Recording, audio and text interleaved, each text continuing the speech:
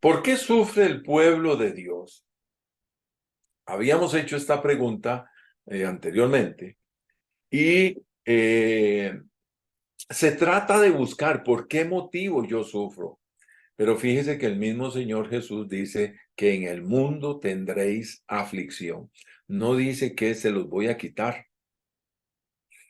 Estamos en un mundo, mis hermanos, de perversión, un mundo de pecado, un mundo caído, un mundo gris, un mundo que las tinieblas invaden, un mundo en el cual Satanás es el príncipe de este mundo. Estamos en un lugar donde el Señor dice en Santiago que el que se hace amigo del mundo se constituye enemigo de Dios. ¿Por qué motivo? Porque todo lo que hay en el mundo es para perdición del creyente. Pero estamos viviendo en el mundo y aquí vamos a tener que seguir caminando. Entonces caminamos en un mundo, en un desierto de dolor, de sufrimiento, de lucha. Por eso por favor, le suplico en el nombre del Señor Jesús, manténgase firme con nuestro Señor Jesucristo. No hay versículo que conteste esta pregunta que está ahí en pantalla. No lo hay. ¿Por qué sufre el pueblo de Dios?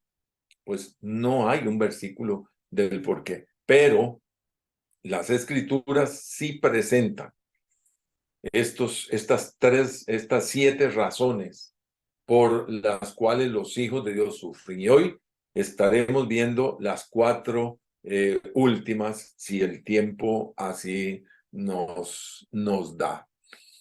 Veamos Santiago. Santiago 1, verso 1 y 2, dice, Santiago, siervo de Dios y del Señor Jesucristo, a las 12 tribus que están en la dispersión, salud. ¿Sabe que cuando se está hablando a las 12 tribus, se está hablando de todo el cuerpo de Cristo que en aquel momento se encontraban, porque había sido la dispersión, la persecución y los creyentes habían llegado a los lugares más remotos de la tierra. Y entonces esta carta va para todos ellos. Podemos decir también que esta carta hoy en día es para nosotros y para todas las iglesias que predican de Cristo Jesús como Señor y Salvador y el único medio para la vida eterna. Dice, hermanos míos, tened por sumo gozo cuando os halléis en diversas pruebas. No se las quita, ¿verdad? O sea, las vas a tener. Siempre las vas a tener. Y el mismo Santiago se une con nosotros los dolientes, hermanos míos. O sea, yo entiendo, yo estoy con ustedes. Yo también sufro. Yo también estoy apenado, estoy dolido. Y dice, tened por sumo gozo cuando os halléis en diversas pruebas. Entonces, no es de que me gustan las pruebas, los problemas, las dificultades, las crisis, no es eso. Pero cuando las tengo, pues, Señor, voy contigo. Y delante de ti, vamos, Señor, con este problema, este sufrimiento, este dolor. Difícil, ¿verdad? Muy difícil. Pero así es, ¿verdad? Así es. Muy bien. ¿Cuál es la número 4? La cuarta razón es que sufrimos a causa de nuestros pecados pasados. Mucha atención, escuche esto. Gálatas 6:7. No os engañéis. Dios no puede ser burlado, pues todo lo que el hombre sembrare, eso también segará.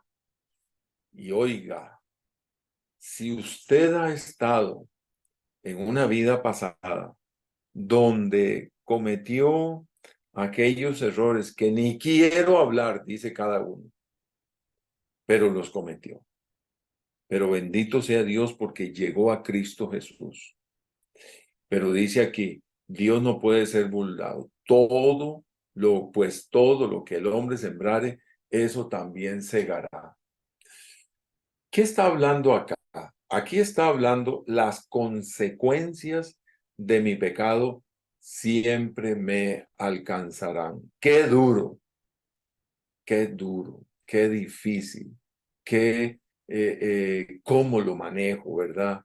Aquel que fue por años fumando, ¿ya? Viene a Cristo Jesús y en una lucha impresionante abandona el cigarro. Estoy poniendo un ejemplo. Mire, sigue con sus enfermedades después, porque lo he visto.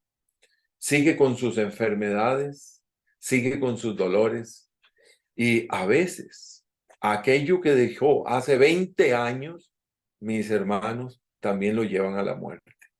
En otros casos no, pero sigue también con su situación difícil. En otros casos, mis hermanos, en otros casos se sufre por otros motivos, las consecuencias de una vida en la droga, en el licor, en la perdición del pecado, dejan heridas profundas y muchas ocasiones en nuestro propio cuerpo y tristemente hasta en nuestra familia.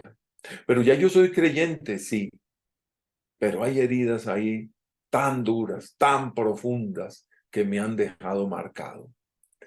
Y cabalgar con aquello, sí, es bastante difícil.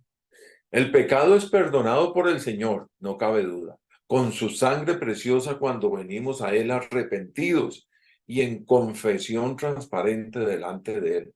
Pero las consecuencias, en la mayoría de las ocasiones, siguen. Qué difícil, ¿verdad? Yo, como pastor, trabajo con gente, no solo en nuestra iglesia, sino con otros hermanos. Y cómo trabajar, cómo acompañarles a ellos por situaciones que son consecuencias de lo que vivieron en su pasado.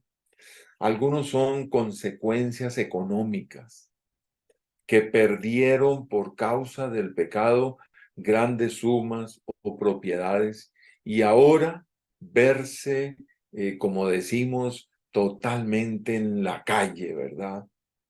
Y ahora creyentes en Cristo Jesús. Qué difícil, qué duro. Pues bueno, yo tengo aquí una respuesta que creo que sí le puede ayudar y a usted también. Aquellas que me viene a la memoria en este momento, aquellas consecuencias de 2, 3 matrimonios, que hubo hijos, y ahora llega a Cristo Jesús. ¿Y cómo enfrentamos aquello? Qué difícil, ¿cómo solucionar todo esto? Muy difícil, mis hermanos. Pero bendito sea el Señor que hay esperanza. Recuérdese, por favor, recuérdese que nunca hay un problema que sea más grande que Dios. En otras palabras, para ser así un poco coloquial, no existe una piedra más grande que maje a Dios. No existe. No hay un problema. Le presento aquí dos formas de enfrentar las consecuencias. Sufrirlas solo o sufrirlas con el Señor y nuestro Salvador, sostenidos de su mano, acompañados por Él. ¿Cómo vas a enfrentar las consecuencias? Usted puede decidirlas, pasarla solo y pasar el desierto y caminar el desierto y la soledad, en soledad, pasar la tormenta en soledad, pasar el desierto abrasador solo o pasarlo acompañado con el Señor. Lógico, mi consejo es no camine solo. No camine solo. Aún el problema más incómodo, aún el problema más complejo que sea, que me haya traído las consecuencias más horribles. El hombre, la mujer encarcelada. Qué terrible. Muchos llegan a conocer a Cristo Jesús, efectivamente. Claro que sí. Y mueren y van a la presencia del Señor porque el Señor le perdonó. Pero resulta que no le quitan En muchos, en la mayoría, no le quitan la condena. Y ese es un ejemplo clarísimo de las consecuencias de mi pecado. ¿Ya? Entonces, ¿qué hace la persona? Pues caminar con Cristo Jesús en medio de aquellas consecuencias. Reconocer que lo que está viviendo no es ya el castigo de Dios sobre él, sino las consecuencias de un pecado pasado, de una vida pasada. Sí. Y entonces, encarcelado, puedo ser libre en Cristo Jesús. Pero ¿cuántos en nuestras iglesias, mis hermanos, están enfrentando consecuencias de su pasado? Muchos. Pero el consejo aquí es, pase, camínelas, esas consecuencias con Cristo Jesús. La quinta razón, mi hermano, que por qué sufrimos. Y quiero decirle que aquí yo tengo 7. Muy probable que hayan más razones de por qué sufrimos. Yo no estoy diciendo que son solo esas 7. No, pero sí son 7 que he querido traerlas. La quinta razón es por algún propósito de Dios que Él no siempre le revela al creyente. Esto es un poco complejo, pero así es. Quiero que vea este pasaje que es de muchísima revelación.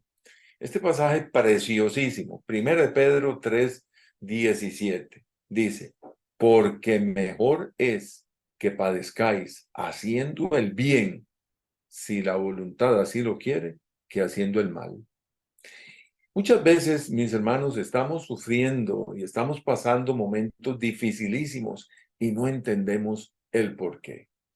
En los sufrimientos, en las crisis, en las penas, en los dolores, en las enfermedades. Siempre es bueno hacer un análisis introspectivo y revisar mi vida haciendo la buena pregunta. No tenga miedo de hacer esta pregunta, de hacerse esta pregunta. ¿Por qué estoy padeciendo esto? A veces, como no queremos enfrentar, entonces entramos a una posición de negación. No, no le haga a Dios esa pregunta de por qué, sino para qué. En algunos, en muy pocos casos cabe, en muy pocos casos, pero casi siempre es para no enfrentar la situación. Yo le digo diferente. Yo lo que le presento más bien es, pregúntele a Dios, ¿por qué estoy padeciendo esto? Al no venir respuesta o al no ver, le invito a leer este versículo. Apúntelo en rojo en su Biblia o en su computadora o en su teléfono. Busque ahí YouVersion o la que usted busque, use y márquelo. 1 Pedro 3:17. De nuevo, porque mejor es que padezcáis haciendo el bien, si la voluntad así lo quiere, si la voluntad de Dios así lo quiere, que haciendo el mal. Sí, oiga esto. Entonces, ¿por qué estoy en esta situación, Dios? ¿Por qué me pasó esto? ¿Por qué me quitaron de mi trabajo y pusieron a otro? Hágase la pregunta, hágase la pregunta, ¿verdad? Y ahí usted va a tener que analizar. Bueno, ¿trabajé bien? ¿Trabajé mal? Sí, la verdad es que trabajé mal. Siempre estuve llegando tarde.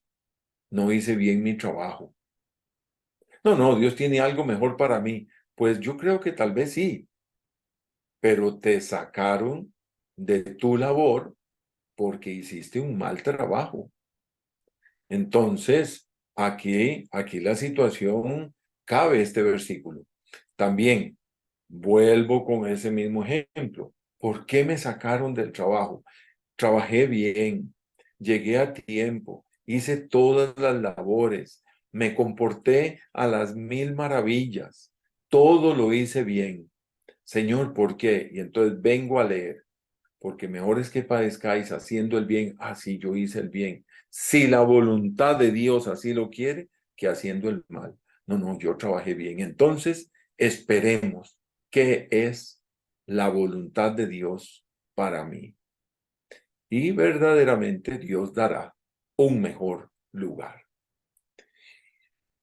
¿Por qué estoy padeciendo esto? Sería la buena pregunta. Y si veo que no he cometido pecado que ofenda a Dios para estar enfrentando aquel dolor o sufrimiento, entonces recuerda este pasaje tan maravilloso y de tanta revelación. Pero si en el análisis que me hago veo que estoy ofendiendo a Dios en mi cuerpo, en mi familia, en mis finanzas, en la iglesia y con los hermanos, en mi matrimonio, entonces aquel sufrimiento es una verdadera llamada de atención para arreglar lo que estoy haciendo mal y ponerme a cuentas con Dios. A veces la persona dice, pero ¿por qué me resfrié si yo me he cuidado tanto? Y cuando empieza a pensar y dirá, sí, cierto, es que yo me recuerdo, sí, me mojé, me hice esto, el otro. Correcto. Y también con el cuerpo. A veces abusamos tanto del cuerpo y tratamos el cuerpo como cualquier cosa, como lujo, y después vienen las enfermedades. Aquí vale este versículo, porque mejor es que padezcáis haciendo el bien, si la voluntad de Dios así lo quiere, que haciendo el mal. No, yo estuve haciendo mal. Ah, bueno. Entonces, aquí es donde nos damos cuenta que, que muchas veces nuestro padecimiento es por mi culpa, ¿verdad? Y habrá algún propósito de Dios en aquello. Veamos la sexta razón que está relacionado con la fe, con su fe. Y aquí viene este pasaje, un pasaje, mis hermanos, que nos da, que nos dice verdaderamente lo que son los sufrimientos por culpa de la fe. Y fue el pasaje que leímos al inicio. Y lo puse así, la sexta razón está relacionado con su fe. Hebreos 11, 32 al 35. ¿Y qué más digo? Y aquí va a empezar a hablar de hombres y de mujeres que sufrieron por Cristo, porque el tiempo me faltaría contando de Gedeón, de Barak, de Sansón, de Jefté, de David, así como de Samuel y de los profetas, que por fe conquistaron reinos, hicieron justicia, alcanzaron promesas, taparon bocas de leones, apagaron fuegos impetuosos, evitaron filo de espada, sacaron fuerzas de debilidad, se hicieron fuertes en batallas, pusieron en fuga ejércitos extranjeros.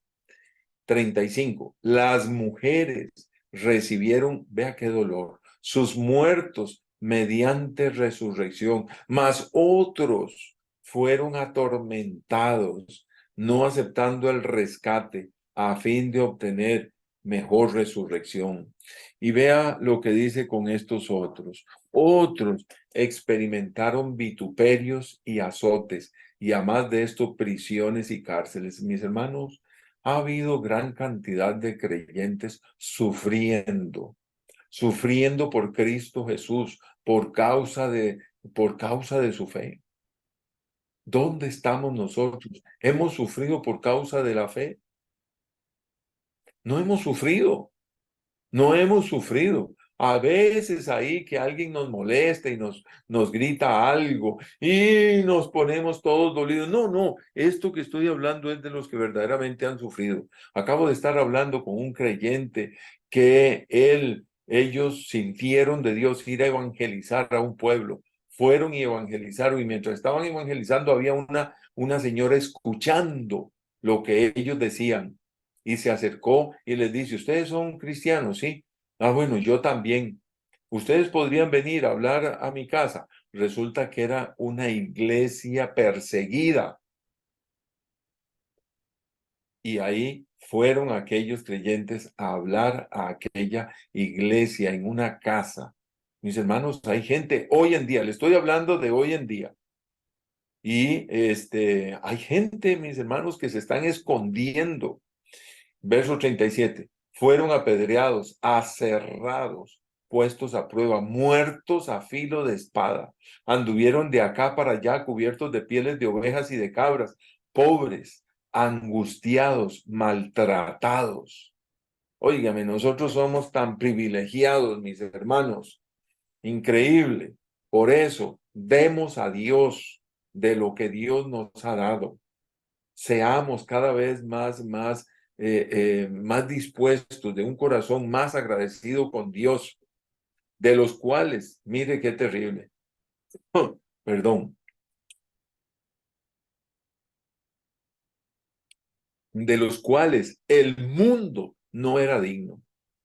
Mire, han habido creyentes y siguen hoy en día, existen creyentes y seguirán también creyentes en Cristo Jesús, que este mundo no es digno de tenerlos, porque es gente que verdaderamente llevan en su cuerpo las heridas de Cristo Jesús, de los cuales el mundo no era digno, errando por los desiertos, por los montes, por las cuevas y por las cavernas de la tierra.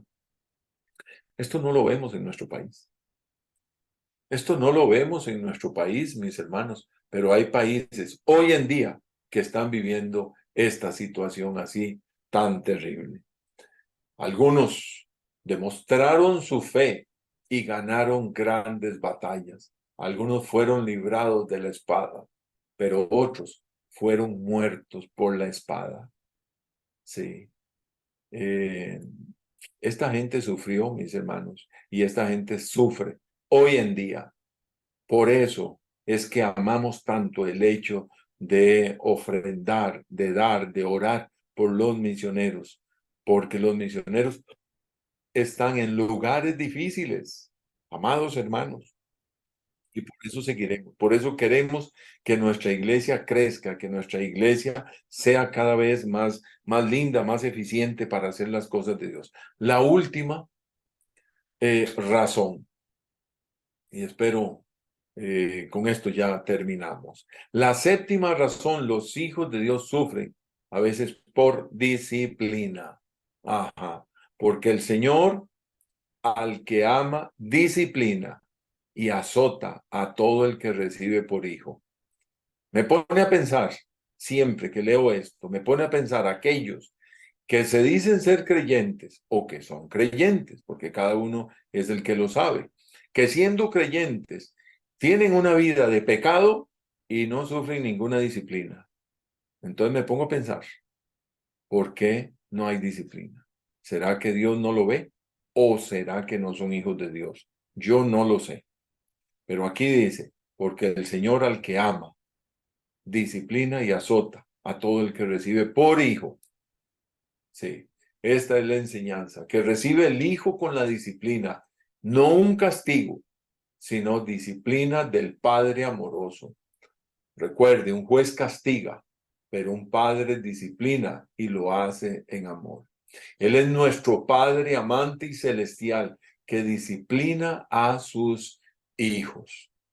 Hebreos 12:8 dice así, pero si se os deja sin disciplina, de la cual todos han sido participantes, entonces sois bastardos y no hijos.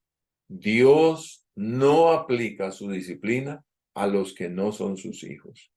Tremendo, ¿verdad? Ahora, como yo soy hijo, entonces yo quiero que Él me discipline. No, eso no es así, porque no es un placer en la disciplina, no es eso, sino que antes de que caiga la disciplina sobre mi vida, yo me voy a arreglar con Dios. Y yo le invito en el nombre del Señor Jesús a caminar bien con Dios, a hacer ese análisis día a día. Y si hay que arrepentirse, arrepiéntase. Pida perdón al Señor antes que la disciplina de Dios caiga. Se lo recomiendo. Mis amados hermanos, terminamos en este momento. Que el Señor le bendiga